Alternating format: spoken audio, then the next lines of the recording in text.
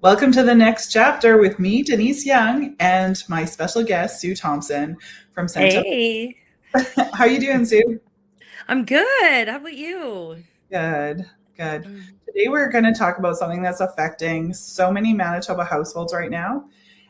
What to do if things are feeling tight and you're starting to fall behind financially.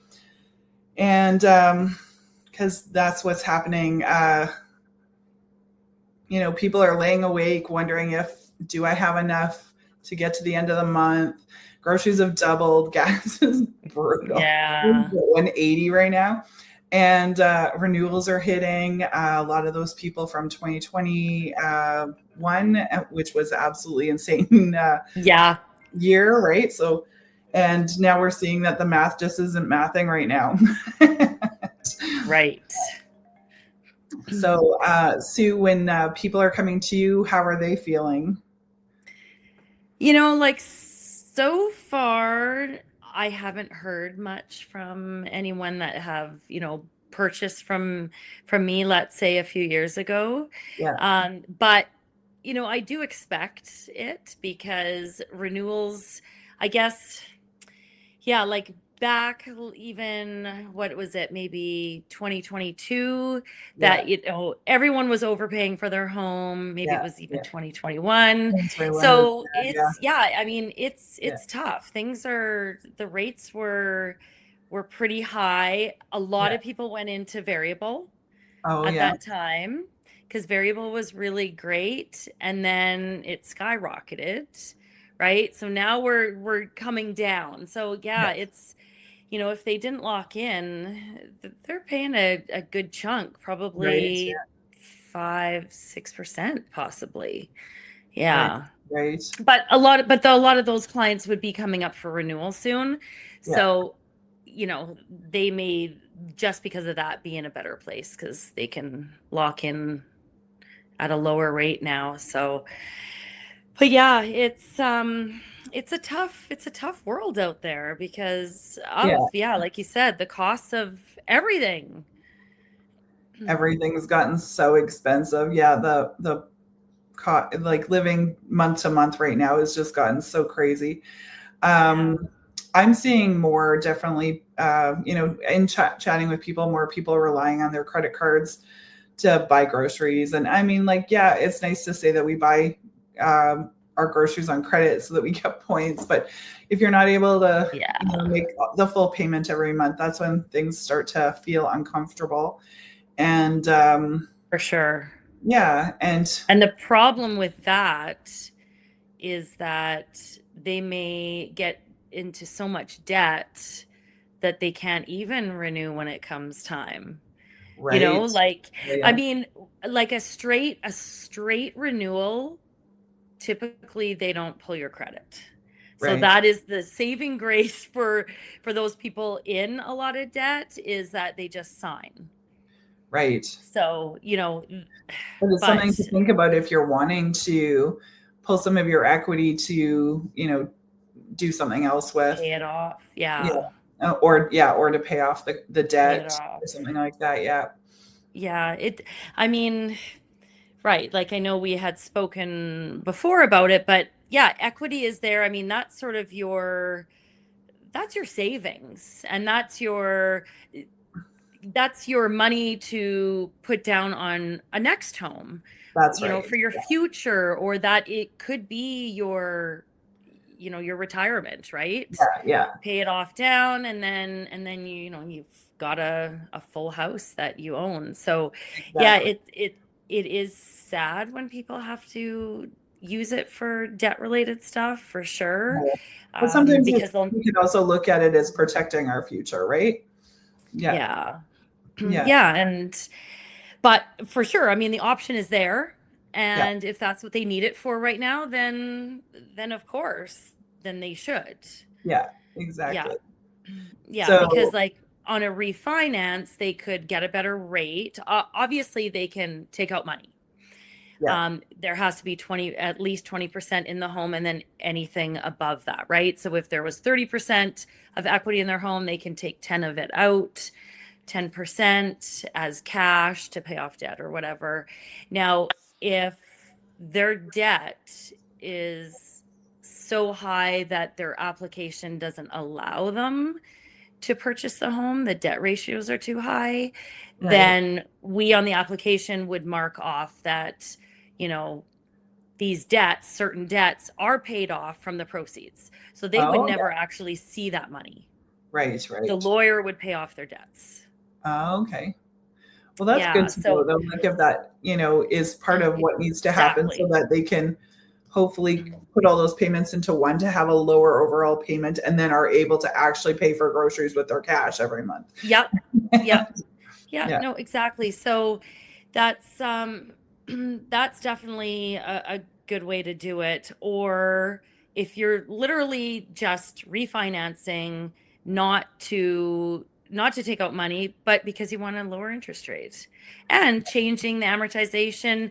I mean, like you can't go to a 30 Sure. because that's on a new purchase, of course, Yeah. but you definitely, when you refinance, you can put it back to the 25, right? Yeah. Yeah. um yeah, and maybe another thing that people don't, maybe will forget, is like I really push people paying down their mortgage quicker if they can. Right. So, as they move into their home, if they have extra money, put that towards their payments. Get that 25-year amortization to 20 or whatever it is. And maybe people have even forgotten that they've done that, and now they can take that away. And that would give Right. them that extra money. I mean, who knows? Because I do really enforce everyone to start low. Like, don't stick with the 25 amortization. Yeah. Don't go to 20, even though you can afford it, because you have that flexibility to add Right. those extra payments or to take them away in these sort of times. So yeah. Right.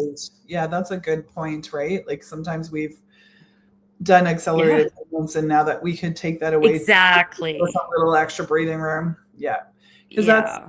that's what most people are needing right now. They're just you know, with everything being so expensive, it's not always about spending too much on coffee or whatever, right? Like, Yeah. typically, I mean, there is some of that, especially like I feel like, I think of my own situation or when I'm chatting with people, we tend to go into like almost avoidance on like, we, it starts to feel uncomfortable. So you don't want to look at your bank account. And then, you need a little treat because you're working so hard and things are so stressful and right. Yeah. So, and then those Yeah, things compound, right? So like I always say, like for it's, sure.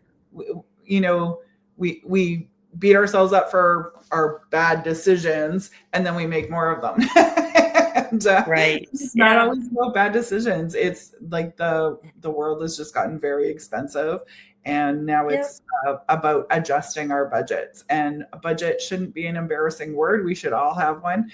In fact, most of the Hmm. people I know with the most money have budgets. And Yeah. it's, right, like it's, because they know where their money's going. And having a budget doesn't mean you can Yeah. never do anything fun. It means that you've allotted so much money for the fun and you've allotted so much money for gas. And unfortunately, now with Right. gas being so expensive, you've had to move some of that fun money to the gas money. Yeah, yeah, definitely.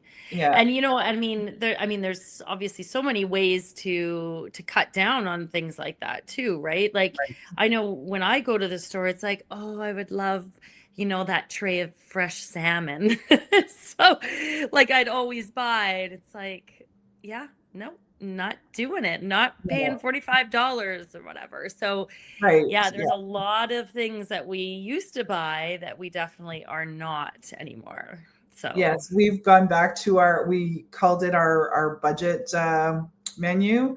And back in the day when we didn't have money, right? Like, yeah, yeah. a budget menu and we stuck to it every 2 weeks. And, Okay. and because it was like the most cost effective way to get groceries. And yeah, so Mhm. like if you go back to your your lean times, Yes. where, Yeah, for sure. and I mean, I laugh because I mean, I've been married 30 years, so like I'm talking 30 years ago, right? Like, and, Yeah. Yeah. but what I could get for $100 used back then would last me 2 weeks. It's not $100 now. No, no, definitely not. No, Yeah. but Yeah. And, and what people, I think, if they feel embarrassed or any of, that they're in sort of this slump, I guess, that there's so many people else that oh share yeah, that with them. it is Like, for example, when I pull credit, it's amazing how much debt people actually have. And then the next person won't have any, right? But there really are a lot of people that are struggling, and I see that when I pull credit, definitely. So yeah. yeah, it's I mean, yeah, so if they are a homeowner, I guess, we had discussed, right, there's also selling, Yes. So downsizing. what I like to recommend to everybody who's like, before it becomes urgent, let's just get curious, right? Let's just get curious, because often people wait until they have to sell and the bank's already knocking on the door wanting to put uh, Yeah. an order of sale on it. Let's not wait till then. Let's give Sue a call, or give your bank a call, and find out what your options are in that regard. That Hmm. doesn't make you committed to any of those options. That you're No. finding out what your options are. Call your Yep. realtor, get a CMA, find out what your equity is, right? Like, let's just get curious, get all your numbers, look at your Yeah. entire budget, figure out where things can be adjusted. It's the best way to start. I know, like, we all go into avoidance because it's uncomfortable, but the best solution, so that you're not up at night wondering how you're going to make it to the end of the month, is actually looking at it. It is the best Yeah. self-care, in my opinion. Right? Like, Yeah, for sure. and No, then, definitely. yeah, and then we can look at what are the options. Can you stay and adjust? Can you reamortize? Can you change your payment frequency? Can you consolidate? Yeah. Can you just tighten the budget? Can you, or maybe do a Right. combination of those? Um, can Yeah. you stay and supplement your income? Can you rent some space? Do you have an extra bedroom you can rent out? Do you have a basement you can rent out? Rent out Yeah. your garage. Like, especially if you live in a busy area, people downtown or close to downtown can rent out their parking space or their garage.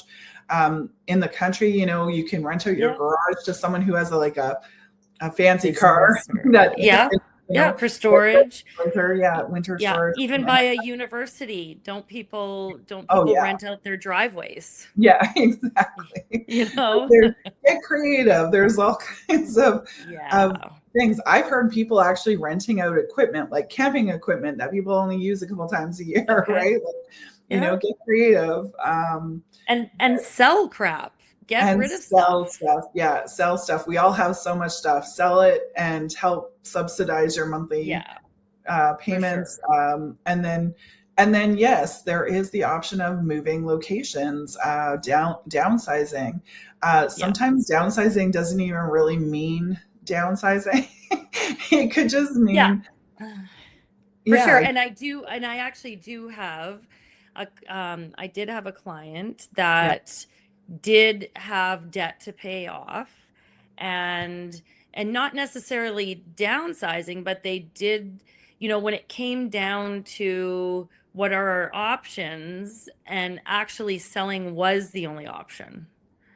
So, okay, or going to back to an apartment, right? To right, just get to zero. They just wanted their credit cards, everything to start fresh. So they actually sold in Winnipeg, and they bought a bigger home, but cheaper, out yeah, of, like, on the outskirts. oh yeah, So, now they have a little bit of land. It was ending up to be cheaper. And, maybe people, I think a lot of second home buyers or third home, whatever, I feel like a lot of them think that you need 20% Oh down. yeah. Right. I get that a lot. Yeah. You only need 5%.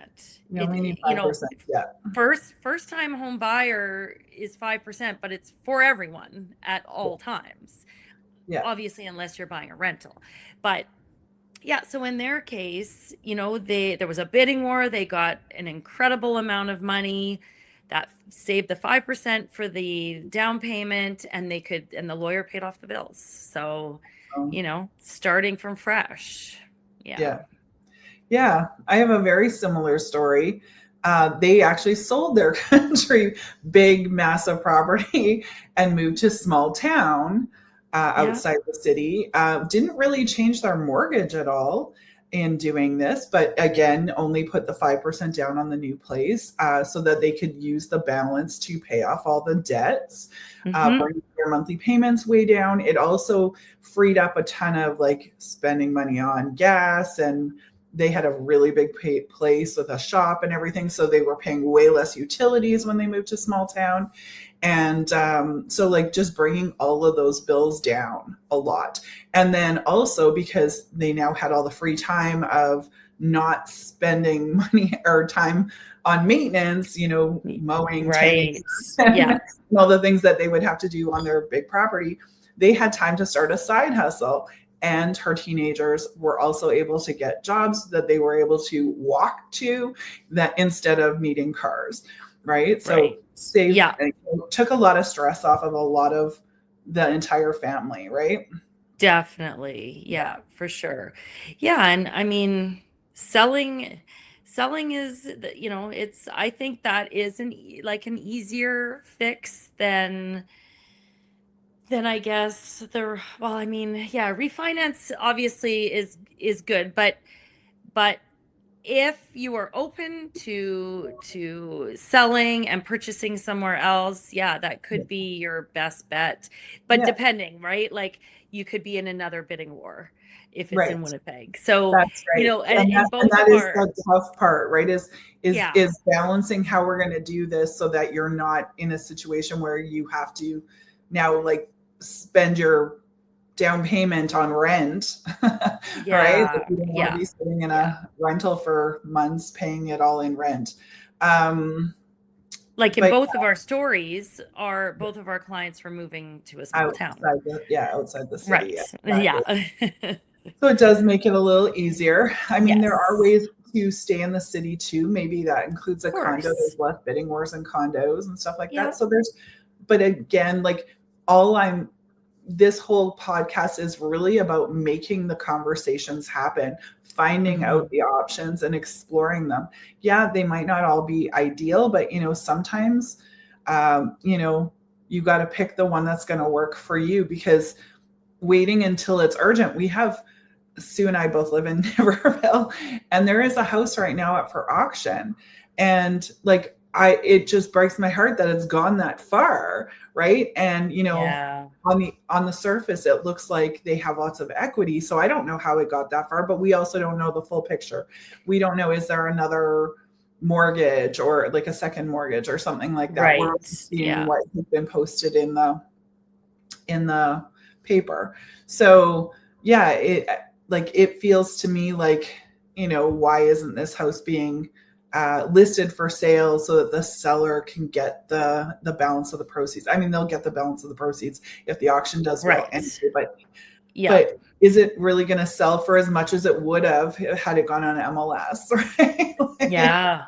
Yeah, probably definitely. not, because most people aren't going to be able to meet the terms of the auction.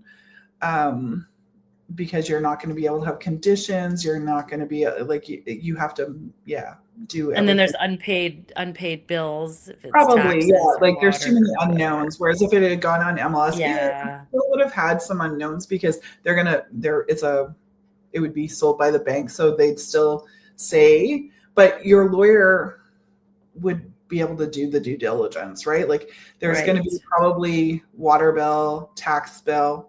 I don't know. I still think like if it doesn't get bid up, that's going to, it's a heck of a deal.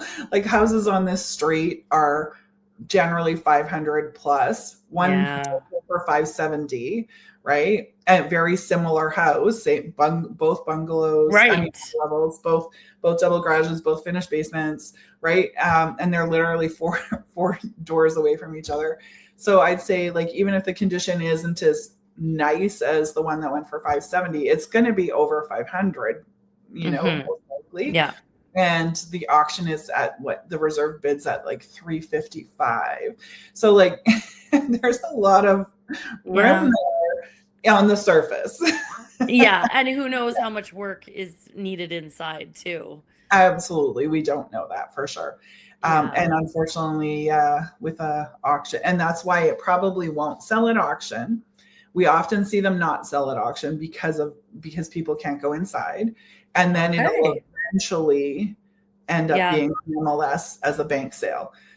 Okay. But if that happens, like by the time that happens, more fees have accumulated, lawyers' fees, auction fees, all have to be piled on. So then the price is higher even, right? So it makes it harder and harder, like for the average person to buy it out themselves. Like say all of a sudden the buyer, like I see when I have clients that are in this situation, often mental health is part of it, right? So like they're having a hard time getting out of bed. So it's like all the avoidance is happening, right?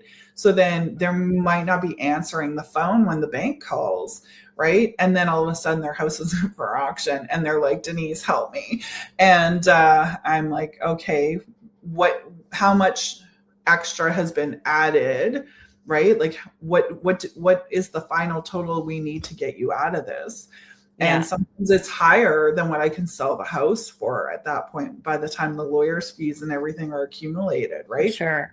So then it's too late. And that's why I like to say, let's start this conversation well before you're uncomfortable, right? When things are feeling tight and whatnot, so that you know your options. And that way, when you know your options, you're not likely going to avoid the phone calls because you know that if they start, we have some options and we can take action. Yeah. Right. Yeah. So and filling out an application and getting your credit pulled just to see where things are at. It's easy. Everyone tends to think that it ruins them every pull. So of course, if you're doing 5 a month, but if you're just getting one person to pull your credit, that's not gonna ruin you. So no, like definitely if anyone's like stressed out there wanting to know if should they refinance, take out some equity, fill out an application and go from there. So I'd say that the majority of the people that I'm talking about, it's not that they're irresponsible and not all of them are dealing with mental health issues. It's just that everyone's doing the best they can right now to keep up with a world that's gotten really expensive really fast. And it happens so quickly that I think it's taken some people off guard. It was so fast that it was hard to adjust budgets quickly. And, especially if you have kids, right? Like kids are they're expensive. and like, okay, so now we're getting to the end of the school year, but come September, it's the whole school supply list and the new clothes and the new, the shoes and the whatever they need. That's exactly. That's tough if you've got kids. So definitely. So I know after talking to my client who moved to small town from her big property, she said that it was like, I asked her if she missed being out there and she said no, like they feel like they have a new lease on life. Like they're, enjoying walking around the small town. They're enjoying, like a different lifestyle completely. They have more time to themselves that they're not putting into just like maintaining a property and stuff like that. And I'm not saying that people shouldn't own property because, it's just not everybody's dream anymore. And sometimes the dream changes, right? So just because you know, you bought the dream house and the dream property doesn't mean it stays the dream, right? Sometimes it Yeah. becomes a nightmare. Yeah. For That sure. makes you feel stuck, right? So Yeah. sometimes it's good to talk about what are the options, and just another option, yeah, another option would be, if you're just looking to get your like mortgage rates lower, like your interest rates, yeah, there's always that switch. So you don't take anything out of equity, but it's the thing with the switch is like a refinance is different. You can start back at 25% amortization. A switch is it is left exactly how you have it. So right, if you're ending a 5-year, so now you're at 20-year amortization. A switch is literally, okay, you know what? I am paying way too much right now in yeah, interest. I'm at like 6%. I'm on a variable, whatever. Yeah, switching it over to a new lender, there's absolutely no cost. FCT pays for someone to sign with you. There's no legal fees because there's no transfer of money. oh, So okay, where a refinance, that's a whole legal, because right, your title will change obviously to the different lender, and it's the movement of money that's why the lawyer is involved. Where uh, FCT can do it, signing and do your title at no cost. So yeah, I mean, and you can do that anytime. Yes, there would be a penalty, with your current, and they can add that penalty onto the amount. right, So if you owe 250,000 right now, you can't add any money on a switch, but you can for any sort of penalty fees. So if you owe 3,000, they will make it now 253. right. And with Yeah. the difference being so, like, I mean, there are a lot of people paying in the high fives and low sixes. Yeah. So if you're going down to now, like, they probably get around four, right? Like four, Yeah, like, like so like to be honest, refinancing and switching, they do have the higher interest rates because yeah, they're not backed up by CMHC, Canada Guarantee, or right. whatever. So the purchase price, like the purchase interest rates are way lower than the refinance switch rates. Hmm. So even if I think it's maybe 4 point, I don't even know, maybe 4.49, Yeah, it's more than if you were to right. purchase. But if you're paying way, at the end of the day, we could definitely see if it's worth it or not. Yeah, yeah. Someone will do the math for you and figure it out, and then Yeah. Like and if let you you know just if it's worth signed it. 2 years ago Yeah, and your rates were super high and you're like, we can't do this anymore, and you don't have enough equity, you just bought the home 2 years right. ago, Yeah, you can switch, and hopefully we can get you in something lower, yeah, yeah, or do a variable. I mean, I've always been a variable girl. yeah, I ride the wave, and sometimes it'll be higher, but at the end of the day, I believe that it will always be lower than what you could have locked in at when you first did the purchase.